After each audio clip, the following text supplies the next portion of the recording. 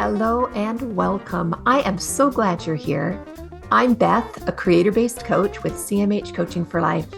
I'm here today to help you and those you love create a life you feel grounded and at home in. Think of a life where you feel peace, love for those around you, and in a flow with just enough challenge to keep you happy and creating something wonderful. Sounds like magic, but it's not. You can create that life every single day. You can have a life full of love, excitement, hope, and creation. Our mission at CMH Coaching is to flood the earth with light through compassion, mindfulness, and hope. And I'm going to ask a favor of you. If you like what you see and hear today, think of someone you know that would enjoy and benefit from this message. Our mission is to flood the world with compassion, mindfulness, and hope. Share this with them. But for now, this is time just for you. So settle into whatever you're doing and enjoy this time with the girls, where we create that one awesome, amazing, perfect life every one of us is seeking. You gotta watch your thinking. Watch your thinking. Watch your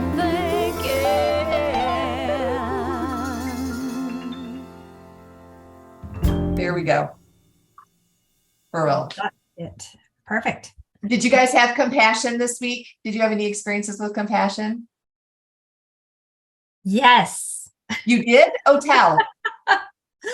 I feel like I have lots of experiences, lots of opportunities to practice compassion. It's for myself. Well, not just for myself, but with a neighbor. Yesterday was quite exciting, or not. All right, I'm ready. Having some neighborhood drama, and y'all, we live on 10 acres, and so when I say neighbors, it's property. Right. And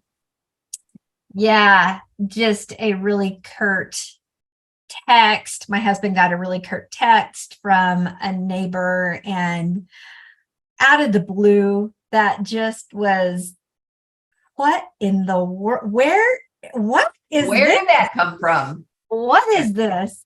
And involving another neighbor. And it was just all this drama. And I came in that evening because it required us to do something. And I was so amped up, and it was almost 9:00 at night when we got some things resolved. And Sounds like it was a lot. Yeah.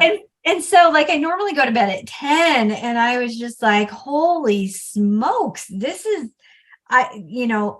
what about this conversation? If this would have been said, what about this? What, how do we fix this? All that kind of stuff. And so for me, I just had to realize, just stop and take a moment and just say, you can't fix this right now. Yeah. And it's okay. It's okay. And how are you, if you keep rehashing this, you're not going to be able to go to sleep, right? So what are we going to do? We're going to be kind to ourselves, and we're going to just take some breaths and drink a nice cup of herbal tea, and just read something that's calming and soothing. And I went into, instead of fix it or rehash it mode, to let's take care of you. Let's take care. Yeah, that sucked. It was terrible, and it hurt. And just acknowledging that and sipping my tea, and I slept last night. It was great. It feels so good when you make that shift, though. When you make the shift from fix it mode to, this really upset me. Mm-hmm. And validating yourself. It's huge. It's like somebody gets out the snuggle blanket, and you just begin to feel better. I love that. Boy, you did good. You know what I learned about my fix it girl is I'm now starting to ask myself, is this mine to fix? That's a powerful question. Because sometimes it's not, or it's just unfixable, and it's just, and then I'll ask if I kind of get a yes, I'll be like, well, what part of it is mine to fix? Mhm. Yeah. Or what part of me feels like I need to fix this? Because there's sometimes it's just like, it's just not, I don't need to be sticking my nose in it, Mhm. you know? And it's not helpful, Mhm. right? Yeah. Yeah, really understanding. Okay, so I wanted to talk about fierce self-compassion. We talked about it a couple of weeks ago, but we missed this one thing. Have you guys ever noticed that the word compassion is actually 2 words? It's actually compass Oh. and passion. When you look at it, It's awesome. can you see it? If you just kind of envision the word compassion, first half is compass, then it's got this overlap, passion. It's compass and passion. That's So cool. we didn't get to talk about it with fierce compassion, but I wanted to mention if it's compass and passion, could fierce compassion be passion with a very direct compass line, Mm. a very specific direction that you're going to travel, that intensity of knowing right where you're supposed to be at any moment and what you're supposed to be doing, what's really your part, Mm. and that intensity. I just loved that it had 2 words, compass and passion. What were you going to say, Jen? Oh, no, I just say that's cool. I mean, yeah, because I love the image of a compass and just, so this got me thinking.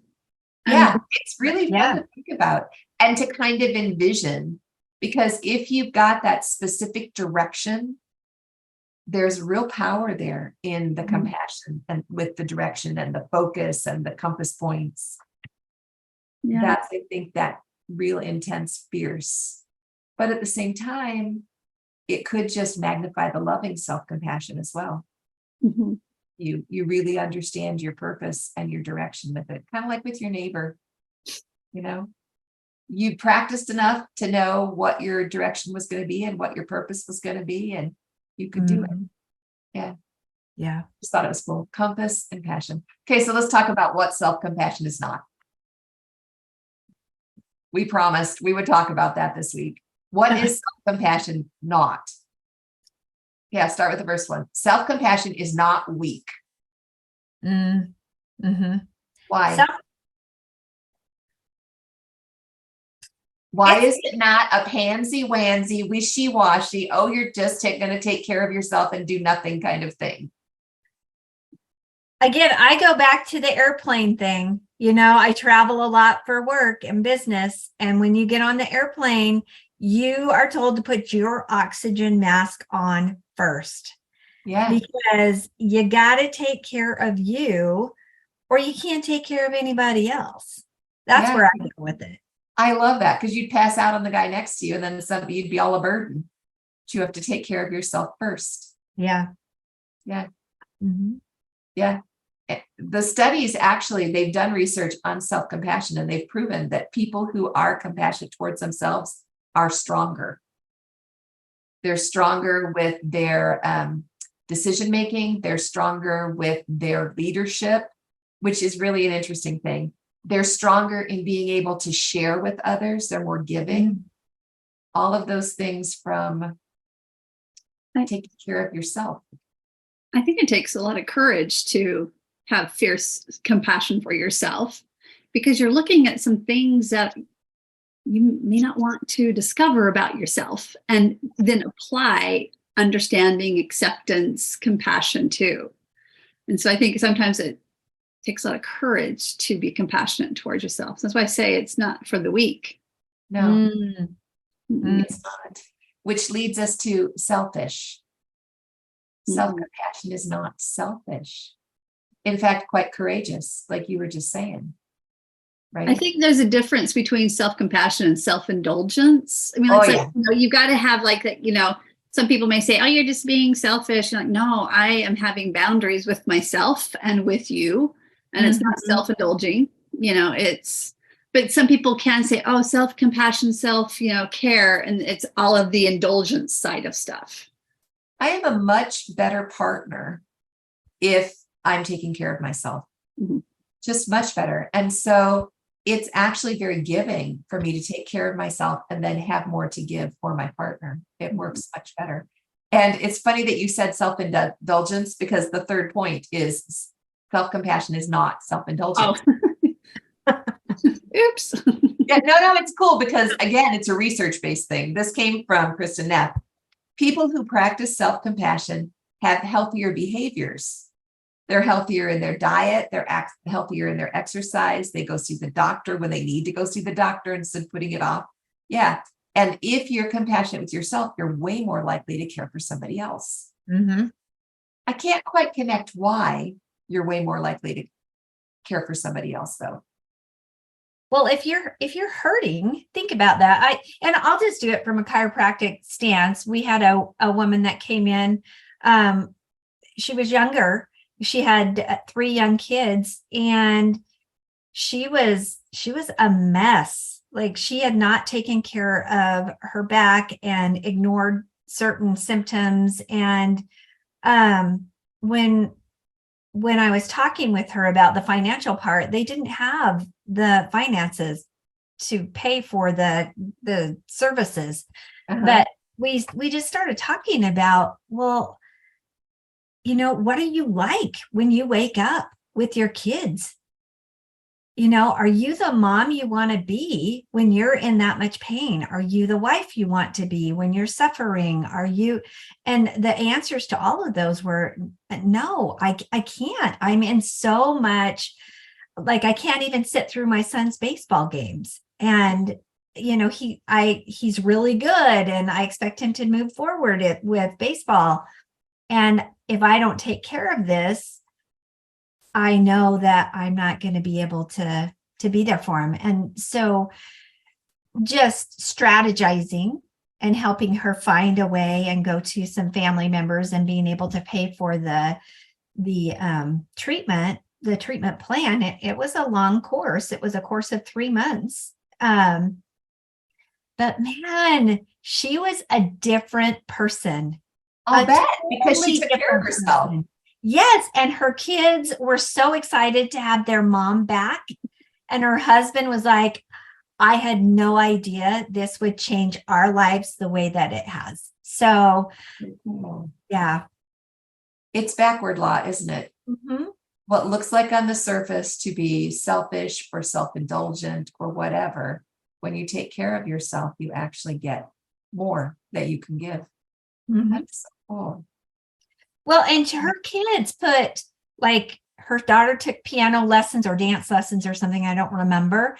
And they sacrificed that for a period of time so that they could pay for this. And then some other activities that the kids had, or that the husband had, that they were putting money out, they focused that on mom's care, right? Nice. And she did have a hard time with that because she felt guilty. And she felt like, well, I'm doing them a disservice. But 3 months later, it was not. It was exactly what that family needed. That is so cool. I love that.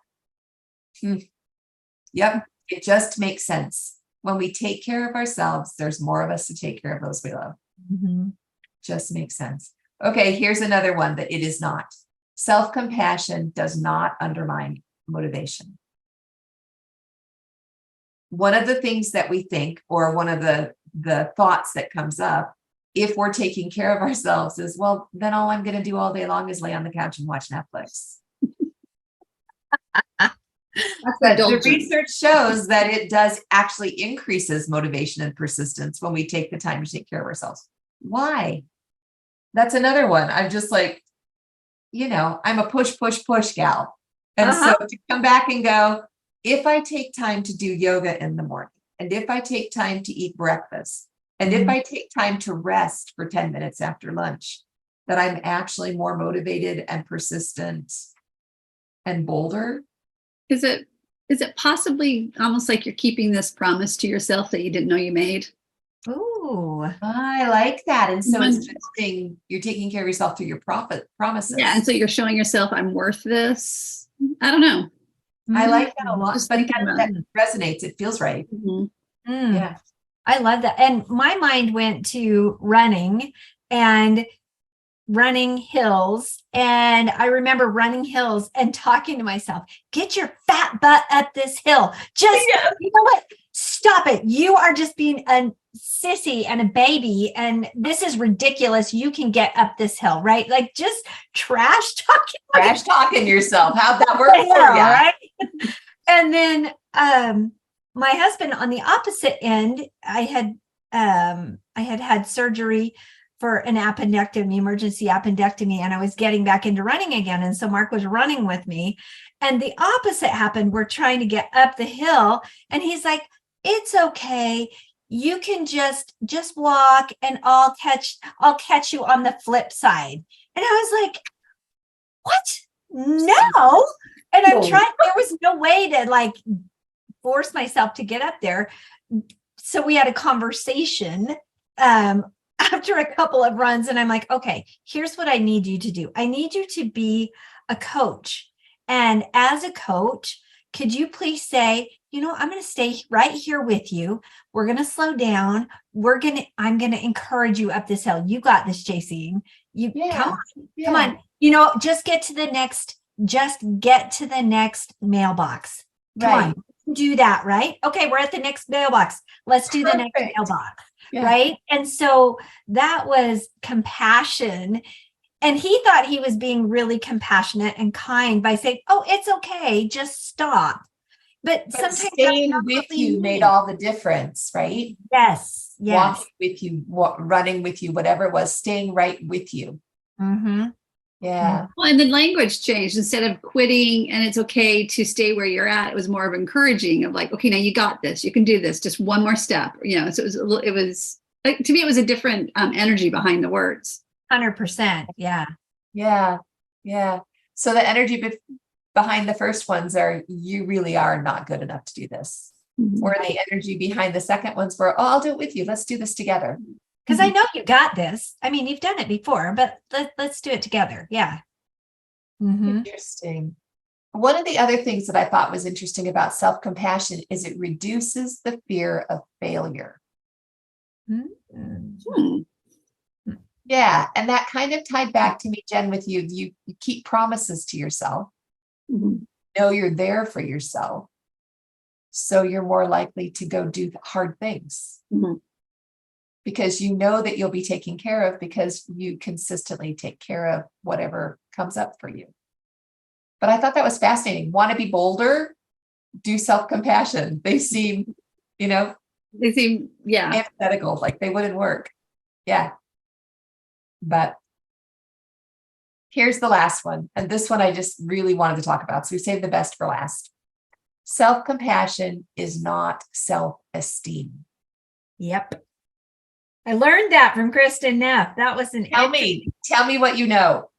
Wow. So just as she was talking about the science behind the self-esteem, and for so long, even school programs and things were focused on let's build up their self-esteem.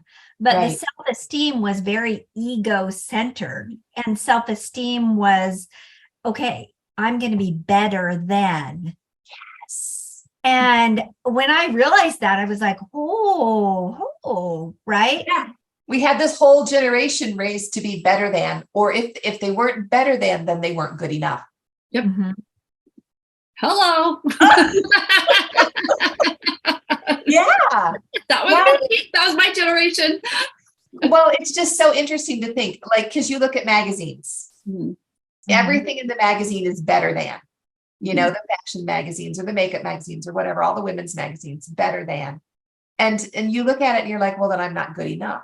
Mm-hmm. But what do you do with it if instead you're compassionate towards yourself?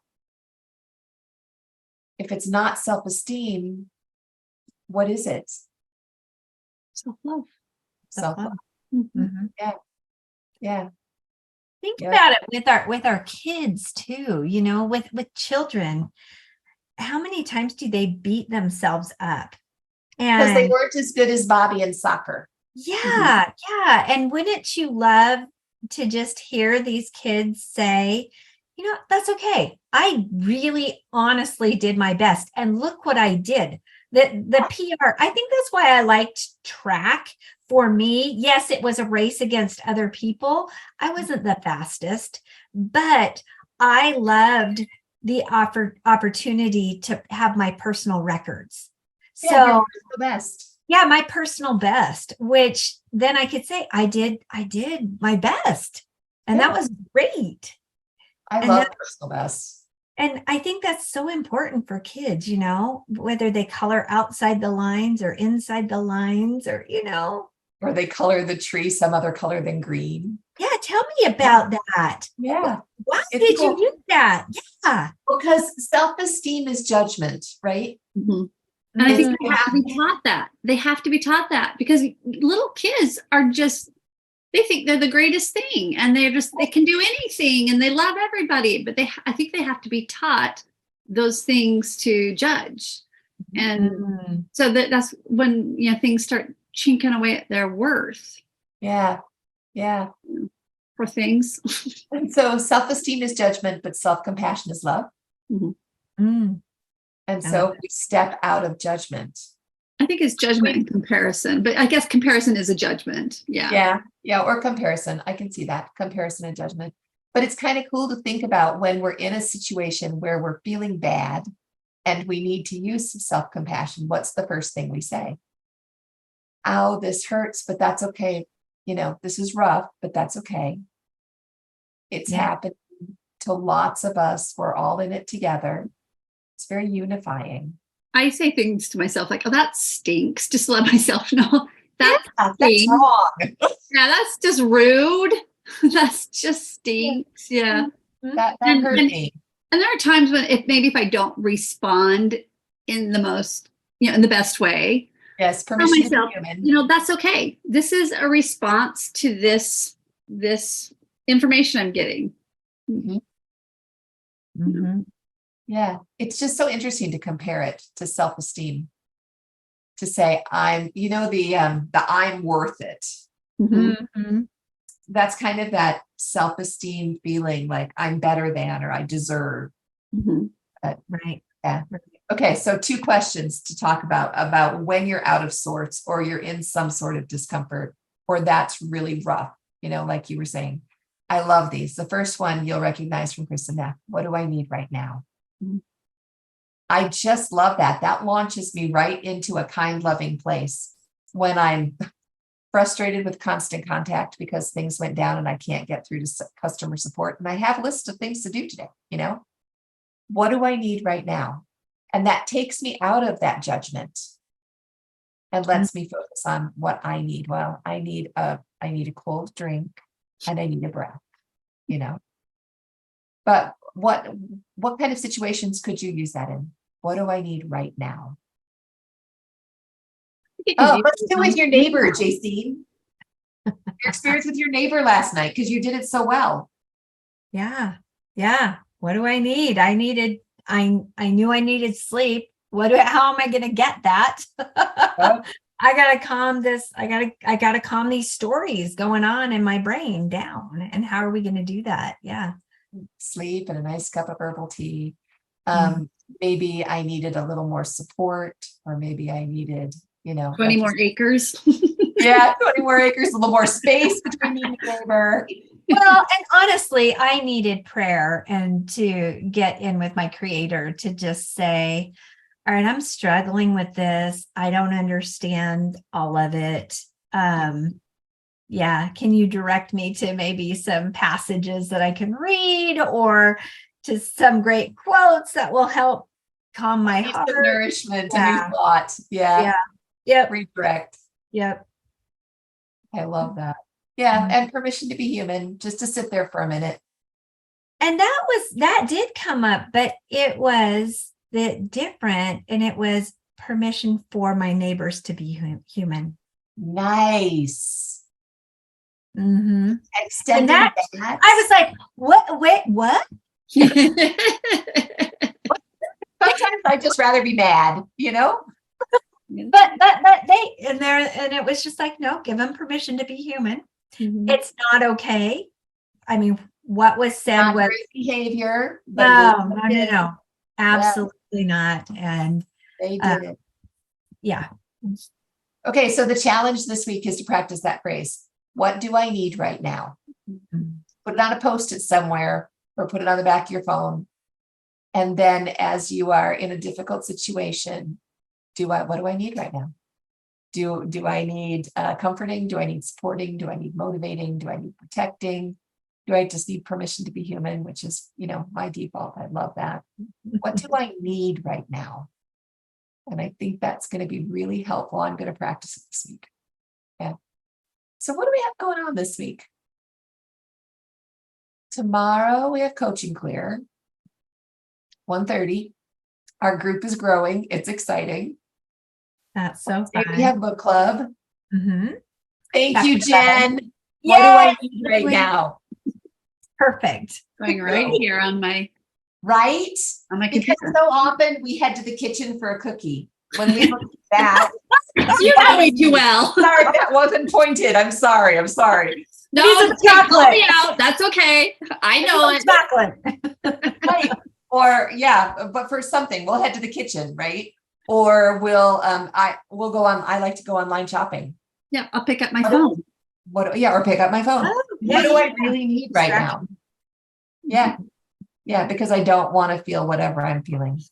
And so just that awareness, what do I feel right now? Okay, so tomorrow's Coaching Clear. What's going on with book club?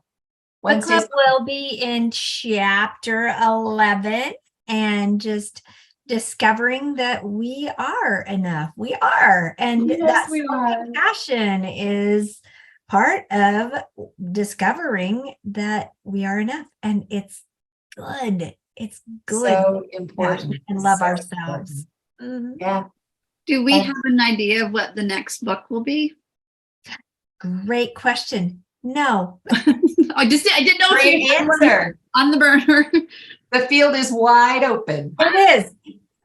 Y'all on our Facebook 50/50 Girl page, share You your have a book. favorite Yes. books. Yeah, I'd love Yeah. to hear. You have one.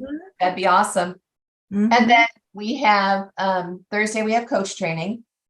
And then Saturday, the 8th, we're doing the tapas acupressure technique workshop, right? July 8th. Anything you want to say about that? Just all that I've said before. It's just acupressure in relieving tension, emotions, helping the nervous system. Yeah. Yeah. Trauma. And then next week for the podcast, we have a special guest speaker. I'm not quite sure who it is. It's going to be a surprise, but we'll be talking a little bit more about compassion. It's our last week on compassion and maybe on forgiveness, because forgiveness is the ultimate act of self-compassion. Forgiveness isn't necessarily for them. A lot of it is for you. And so we're going to be talking about that next week too. Yeah, good times, good things. So y'all, what do I need right now? That's the question of the week. We're doing it. Take care. I can choose to be happy, choose to be free, moment by moment. It's all up to me, 'cause what I think about, I bring about. That's the way it is, and there is no doubt. Day by day, I pave the way with every little thought I think.